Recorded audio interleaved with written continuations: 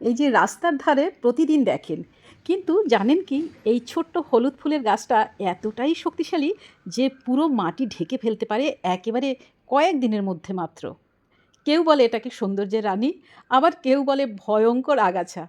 আজ জানাবো এই রহস্যময় ফুলের আসল পরিচয়।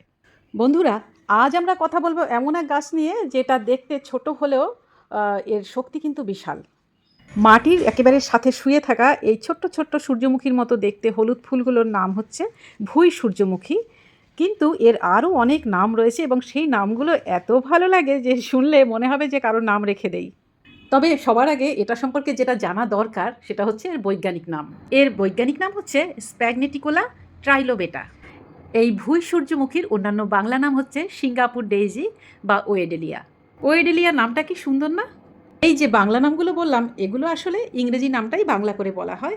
আর ইংরেজি নামও ওরকমই, সিঙ্গাপুর ডেইজি, ক্রিপিং ওয়েক্সি বা ওয়েডেলিয়া এবং ট্রেইলিং ডেইজি। তবে অবাক করার বিষয় হচ্ছে যে এই গাছের একটা ছোট্ট ডাল মাটিতে পড়লেও নতুন গাছ হয়ে যেতে পারে।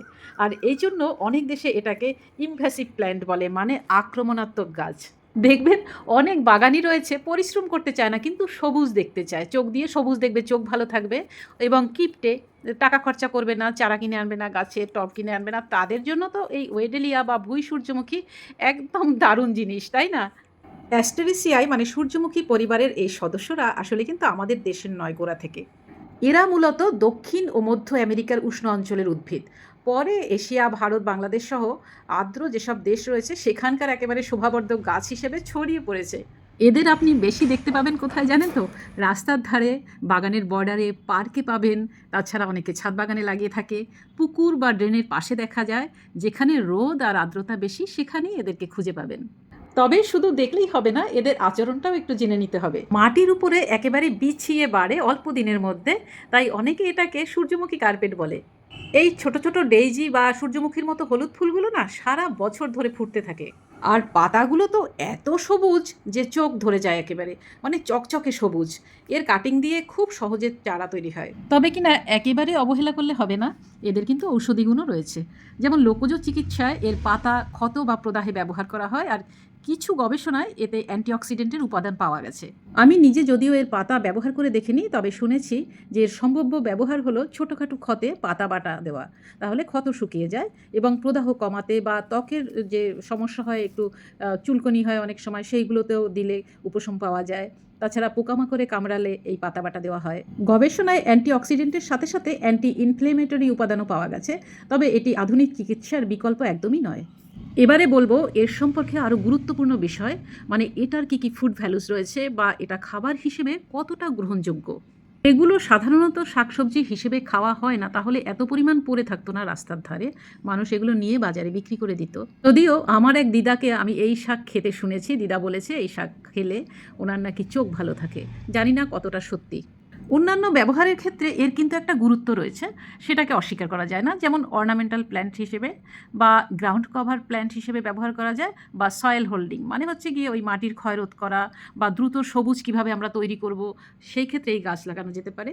মানে সোজা কথা হচ্ছে, আপনি যদি একটা ধূসর রুক্ষ শুষ্ক জায়গাকে সবুজ করতে চান, সবুজায়ন করতে চান, তাহলে এই গাছ লাগাতেই পারেন। আরেকটা বিষয় হচ্ছে যে যেহেতু ফুলগুলো দেখতে হলুদ এবং খুব সুন্দর, তাই এই আকর্ষণের জন্য ছোট ছোট পোকা আর মৌমাছিরাও আকর্ষিত হয়, আর ফাঁকা জায়গাটা সুন্দর লাগে। এখন আমরা জানবো যে এই গাছগুলো কতটা বিষাক্ত। মানে মানুষের জন্য সাধারণত খুব বেশি বিষাক্ত হিসেবে পরিচিত নয় আবার। আর খাওয়ার জন্য প্রচলিত ভোজ্য গাছও নয়।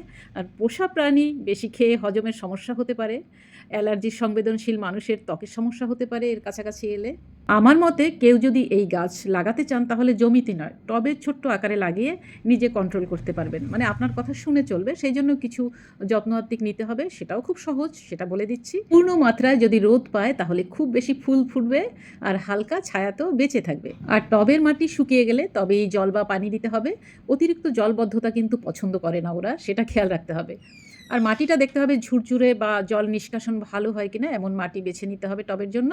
যেহেতু গাছটা খুব দ্রুত বাড়ে তাই মাঝে মাঝেই কেটে দিতে হবে, আবার কাটিং থেকে নতুন গাছ হবে। আর টবের মাটিতে সার দেবেন, যদি জৈব সার হয় তাহলে মাসে একবার দিলেই হবে। কিন্তু এই গাছের ক্ষেত্রে আমার একটা কথাই শুধু মনে পড়ে বারবার, ওই পিরিতি কাঁঠালের আঠা লাগলে পরার ছাড়ে না, এর ক্ষেত্রেও কিন্তু তাই।